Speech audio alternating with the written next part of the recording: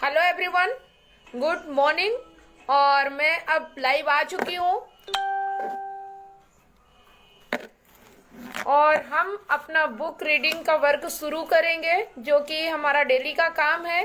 क्योंकि किताबें पढ़ने से हमारा माइंड प्रिपेयर होता है और हम बड़ा सोच पाते हैं, बड़ा कर पाते हैं। तो जितना ज़्यादा हमें नॉलेज होता है, जितनी ज़्यादा हमारी दूरदृष्टि होती है, जितना ज़्यादा हमें ज्ञान होता चला जाता है, उतना ज़्यादा हमारी सोचने की क्षमता बढ़ती जाती है, उतना ज़्यादा हम सोचते जाते हैं और जो हम सोच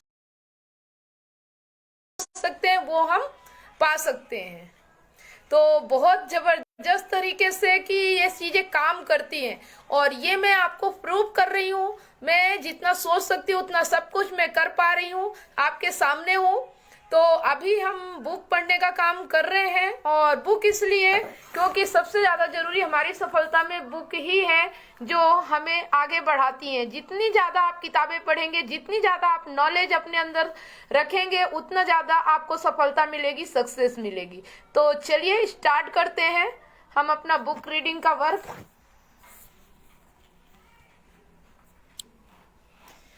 मैं सेलिंग में असफलता से सफलता तक कैसे पहुंचा, ये किताब हमारी चल रही है, जिसका मैं अभी पढ़ रही हूँ। चैप्टर नंबर 8 तक हमने पढ़ लिया था कल। आप देख सकते हैं उस सेल में अपनाए गए मूलभूत सिद्धांतों का विश्लेषण आप मेरे फेसबुक पेज या फेसबुक पे जाके आप इसे सुन सकते हैं। और आज मैं स्टार्ट करने वाली हूँ लेसन 9, सवाल पूछने से मेरे सेल्स इंटरव्यू किस तरह अधिक प्रभावी बने। तो आज हम सीखेंगे सवाल पूछने की कला। तो चलिए शुरू करते हैं।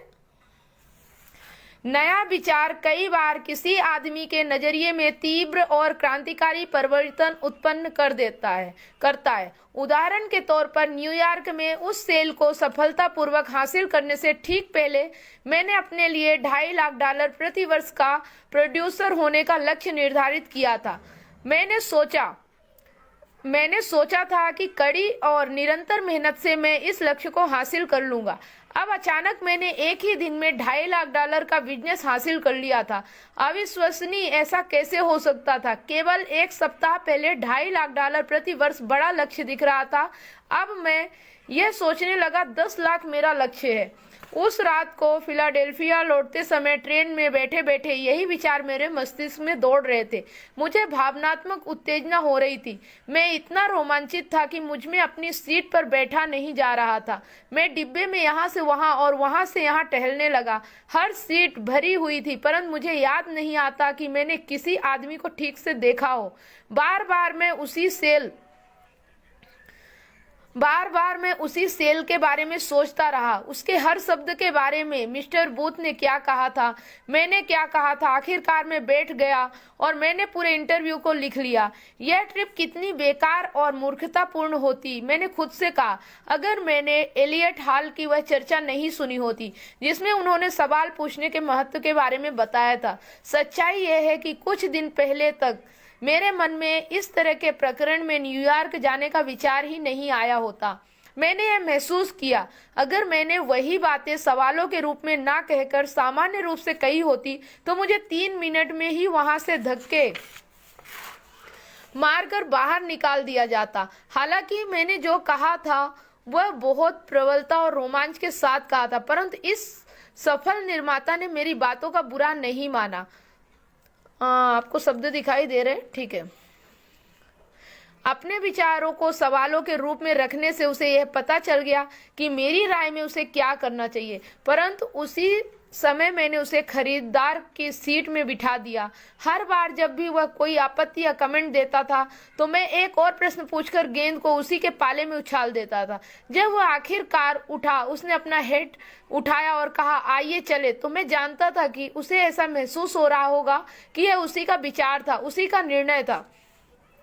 कुछ ही दिनों बाद मैंने एक मित्र से बिल्डिंग इंजीनियर्स के फर्म के युवा प्रेसिडेंट के नाम परिचय का एक पत्र लिखवा लिया, जो कुछ महत्वपूर्ण प्रोजेक्ट्स बना रहे थे। यह शहर के सबसे संभावनापूर्ण संगठनों में से एक था।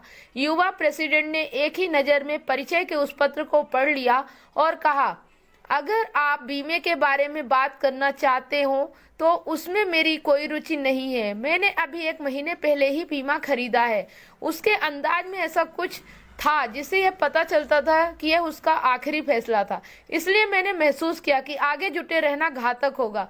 बहरहाल मैं ईमानदारी से इस आदमी को बेहतर तरीके से जानना चाहता था, इसलिए मैंने उससे एक सवाल पूछने की हिम्मत की। मिस्टर एलन, आप बिल्डिंग कंस्ट्रक्शन बिजनेस में किस तरह आए और आपने किस तरह शुरुआत की? मैं 3 घंटे तक सुनता रहा। आखिरकार उसकी सेक्रेटरी उससे कुछ चेक साइन करवाने आई। जब वह चली गई तो युवा एग्जीक्यूटिव ने मेरी तरफ देखा परंतु कहा कुछ नहीं। मैं भी चुपचाप बैठा उसकी तरफ देखता रहा। आप मुझसे क्या चाहते हैं? उसने पूछा। मैं आपसे कुछ सवालों के जवाब चाहता हूँ, मैंने जवाब दिया। मैं जब वहां से निकला तो मैं पूरी तरह जानता था कि उसके दिमाग में क्या है, उसकी आशाएं, महत्वाकांक्षाएं, लक्ष्य। एक बार इंटरव्यू में उसने कहा, मैं नहीं जानता कि मैं आपको ये सारी बातें क्यों बता रहा हूँ। आप जितना जानते हैं उतना तो मैं आज तक किसी को भी नहीं बताया है, अपनी पत्नी को भी नहीं। मुझे विश्वास है कि उसे उस दिन कुछ ऐसी चीजें पता चली होंगी जो वह खुद ही नहीं जानता होगा, ऐसी चीजें जो उसके दिमाग में पहले कभी पूरी तरह स्पष्ट नहीं हुई होंगी। मुझ पर विश्वास करने के लिए मैंने उसे धन्यवाद दिया और उसे बताया कि मैं उसकी बताई हुई जानकारी पर विचार करूंगा और उसका अध्ययन करूंगा। 2 सप्ताह बाद मैंने उसके 2 सहयोगियों के लिए एक प्लान प्रस्तुत किया ताकि उनके बिजनेस की सुरक्षा हो सके और निरंतरता भी जारी रह सके। यह क्रिसमस की शाम थी। मैं दोपहर को 4 बजे उस कंपनी के ऑफिस से जब बाहर निकला तो मेरे हाथ में प्रेसिडेंट $1,00,000, वाइस प्रेसिडेंट $1,00,000 और सेक्रेटरी कोषाध्यक्ष $25,000 के जीवन बीमे के आदेश थे। यह इन लोगों के साथ करीबी व्यक्तिगत मित्रता की शुरुआत थी। अगले 10 सालों के दौरान मैंने उनके साथ जो बिजनेस किया वह कुल मिलाकर $7.5 लाख था। मुझे यह कभी महसूस नहीं हुआ जैसे मैंने उन्हें कुछ बेचा। हमेशा उन्होंने ही खरीदा, उन्हें यह जताने के बजाय जैसे मैं सभी जवाब जानता हूँ। जे एलियट हॉल को सुनने के पहले मेरी यही आदत थी। मैंने उन्हीं को जवाब देने दिया और काफी हद तक मैंने ऐसा सवाल पूछकर किया। 25 साल तक मैंने यह पाया कि लोगों को मेरे नजरिए से सोचने पर बाध्य करने से 100 गुना अधिक प्रभावी है सवाल पूछने का मेरा नया तरीका। जब मैंने मिस्टर हॉल से यह विचार पाया तो मुझे लग रहा था कि उन्होंने सोचने का एक नया तरीका खोजा है। उसके कुछ ही समय बाद मुझे यह पता चला कि एक और महान सेल्समैन ने फिलाडेल्फिया में ही 150 साल पहले इस विषय पर कुछ बातें लिखने का समय निकाला था। आपने उनका नाम सुना होगा। उनका नाम था बेंजामिन फ्रैंकलिन।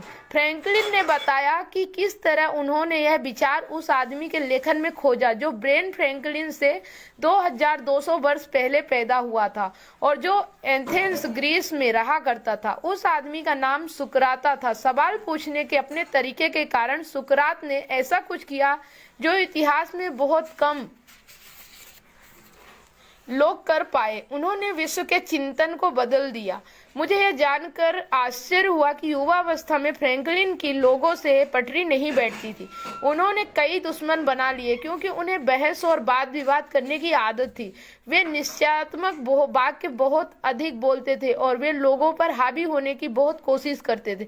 आखिरकार उन्हें यह एहसास हो गया कि वे हर तरह से हार रहे थे। तब वे सुकरात के तरीके के अध्ययन से रुचि लेने लगे। उन्हें इस कला को विकसित करने में बहुत आनंद आया और उन्होंने इसका लगातार अभ्यास किया।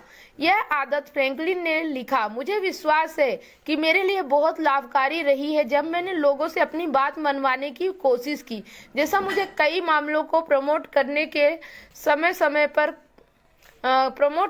लिए समय समय पर करना पड़ता था। चूंकि चर्चा का मुख्य लक्ष्य सूचना का आदान प्रदान है, इसलिए मैं चाहता हूं कि अच्छे इरादे रखने वाले समझदार लोग अपनी अच्छाई करने की शक्ति को निश्चयात्मक और दंभी तरीके के द्वारा कम ना करें, जिसकी वजह से उनका विरोध होता है, क्योंकि ऐसा तरीका उन सभी लक्ष्यों को परास्त कर देता है जिनके लिए हमें वाणी का वरदान मिला है। फ्रैंकलिन लोगों के दिल की बात बाहर निकालने में बहुत ही कुशल थे। वे इस क्षेत्र के विशेषज्ञ थे, परंतु उन्होंने सामने वाले को अपने प्रश्नों के लिए तैयार करने के इस आसान नियम को सबसे महत्वपूर्ण पाया। जब कोई आदमी ऐसी कोई बात कह देता जो मैं जानता था कि गलत है, तो भी मैं उसको तत्काल विरोध करने का और उसकी गलती तत्काल बताने का आनंद त्याग देता था। जवाब देते समय मैं कहता था कि कई प्रकरणों या परिस्थितियों में उसकी बात सही हो सकती थी, परंतु इस प्रकरण में मुझे लगता है कि यह सही नहीं होगी, इत्यादि। मुझे शैली बदलने का जल्दी ही फायदा हुआ। अब मेरी चर्चाएं अधिक सुखद होने लगी, क्योंकि मैं विनम्र तरीके से अपने विचार रखता था। इसीलिए लोग मेरे विचारों में खुशी खुशी सहमत होने लगे और मेरा विरोध कम होने लगा। मैं गलत भी सिद्ध हो जाऊं तो भी अब मुझे कम अपमान झेलना पड़ता था, और जब मैं सही होता था तो मेरे लिए अपने विरोधियों से उनकी गलती मनवाकर अपनी बात मनवाना आसान होता था।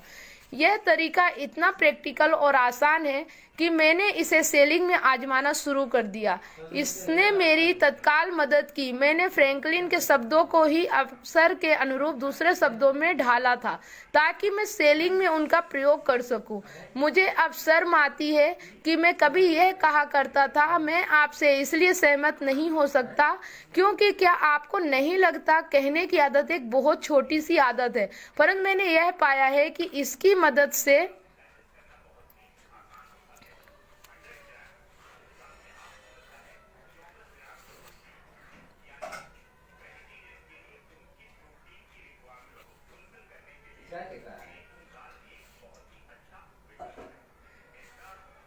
मैं यहाँ से पढ़ना चाहूंगी शुरू से। यह तरीका इतना प्रैक्टिकल और आसान है कि मैंने इसे सेलिंग में आजमाना शुरू कर दिया। इसने मेरी तत्काल मदद की। मैंने फ्रैंकलिन के शब्दों को ही अवसर के अनुरूप दूसरे शब्दों में ढाला था, ताकि मैं सेलिंग में उनका प्रयोग कर सकूं। मुझे अब शर्म आती है कि मैं कभी ये कहा करता था, मैं आपसे इसलिए सहमत नहीं हो सकता क्योंकि क्या आपको नहीं लगता कहने की आदत एक बहुत छोटी सी आदत है, परंतु मैंने यह पाया है कि इसकी मदद से मैं निश्चयात्मक वाक्य बोलने से बच जाता हूँ। उदाहरण के तौर पर अगर मैं आपसे यह कहूँ, हमें इतने अधिक निश्चयात्मक वाक्य बोलने से बचना चाहिए, हमें अधिक सवाल पूछना चाहिए, तो मैं केवल अपना विचार व्यक्त कर रहा हूँ। परंतु अगर मैं आपसे कहता हूँ, क्या आप ऐसा नहीं सोचते कि हमें इतने अधिक निश्चयात्मक वाक्य बोलने से बचना चाहिए, क्या आप यह महसूस नहीं करते कि हमें अधिक सवाल पूछना चाहिए, तो क्या मैं आपको अपने दिल की बात नहीं बता रहा हूँ, परंतु क्या मैं साथ ही आपके विचारों को पूछकर आपको खुश नहीं कर रहा हूँ। अगर आपका श्रोता यह सोचे कि यह उसका विचार है, तो क्या वह 10 गुना अधिक उत्साही नहीं होगा। आप सवाल पूछने के साथ दो चीजें कर सकते हैं। पहला, सामने वाले को यह बता सकते हैं कि आप क्या सोच रहे हैं। दूसरा, साथ ही आप उसके विचार पूछकर उसे सम्मान भी दे सकते हैं। एक प्रसिद्ध शिक्षा शास्त्री ने एक बार मुझसे कहा था, कॉलेज की शिक्षा से आप जो बहुत बड़ी चीज सीख सकते हैं वह है सवाल पूछने का नजरिया, प्रमाण मांगने और तोलने की आदत, वैज्ञानिक दृष्टिकोण। बहरहाल मुझे कभी कॉलेज जाने का सौभाग्य नहीं मिला, परंतु मैं जानता हूं कि लोगों को सोचने के लिए बाध्य करने का बहुत अच्छा तरीका है उनसे सवाल पूछना, तर्क संगत सवाल। दरअसल मैंने कई मामलों में तो यह पाया है कि यह उन्हें सोचने के लिए बाध्य करने का इकलौता तरीका है। सवाल पूछने के तरीके से आप यह 6 चीजें हासिल कर सकते हैं। नंबर 1, इससे आप बहस या वाद विवाद से बच सकते हैं। नंबर 2, इससे आप ज्यादा बोलने से बच सकते हैं। नंबर 3, इससे आप यह जानने में सामने वाले की मदद कर सकते हैं कि वह क्या चाहता है। इसके बाद आप उसकी इस निर्णय में मदद कर सकते हैं कि वह इसे किस तरह से हासिल करे। नंबर 4, इससे सामने वाले का चिंतन अधिक स्पष्ट होता है, वह विचार उसका विचार बन जाता है। नंबर 5, आपको वह सबसे कमजोर बिंदु हासिल होता है जिससे आप अपनी सेल क्लोज कर सकते हैं। सबसे महत्वपूर्ण मुद्दा। नंबर 6, इससे सामने वाले को महत्व का अनुभव होता है। जब आप दर्शाते हैं कि आप उसके विचार का सम्मान करते हैं, तो इस बात की अधिक संभावना है कि वह भी आपके विचारों का सम्मान करेगा। कॉलेज की शिक्षा से आप जो बहुत बड़ी चीज सीख सकते हैं वह है सवाल पूछने का नजरिया, प्रमाण मांगने और तोलने की आदत, वैज्ञानिक दृष्टिकोण। तो आज हमारा लेसन यहीं समाप्त होता है और कल हम पढ़ेंगे लेसन 10। तो आप सब लोग कल फिर से ज्वाइन हो जाएं और इस लाइव बुक रीडिंग का आनंद जरूर लें। तो अभी मैं इसे यहीं पे आगे रोकना चाहूँगी। मैं थोड़ा सा बात करना चाहूँगी आपसे। तो मैं आपको बताना चाहती हूँ, जो ये सवाल पूछने की आदत है, कि सवाल पूछने की आदत है और किसी को सुनने की आदत है, बहुत बढ़िया होती है। क्योंकि मैं अपना उदाहरण देती हूँ कि जब मैं किसी से बात करती थी तो मैं ज्यादातर बोलते ही जाती थी, तो सामने वाले दुखी हो जाते थे, उनको लगता था कितना बोलते। लेकिन जब मैं किताबें पढ़ने लगी और मैंने जब सुनना शुरू किया तो सामने वालों को बहुत अच्छा लगने लगा, और हर कोई चाहता है कि उसे कोई सुने। तो अगर आप एक अच्छे श्रोता बनते हैं, लोगों से उनके बारे में पूछते हैं, सवाल करते, जब वो अपने बारे में बताते हैं तो आप समझ सकते हैं कि कितना अच्छा लगता है। तो ठीक है, आज का लाइव हम यहीं खत्म करना चाहेंगे। मिलते हैं कल फिर नए लेसन के साथ। तब तक के लिए आप इस बुक को जो मैंने पढ़ा है, जो इस लेसन को आप ध्यान से सुनिए, समझिए और कमेंट करके हमें बताइए कि आपको यह कैसा लग रहा है। तो मिलते हैं कल। तब तक के लिए आप सब लोगों को मेरी तरफ से बहुत बहुत धन्यवाद कि आप मेरे लाइव को देखते हैं। तो ठीक है, आप देखते रहिए और अपने साथ, मेरे साथ साथ आप भी इसका लाभ उठाएं। धन्यवाद।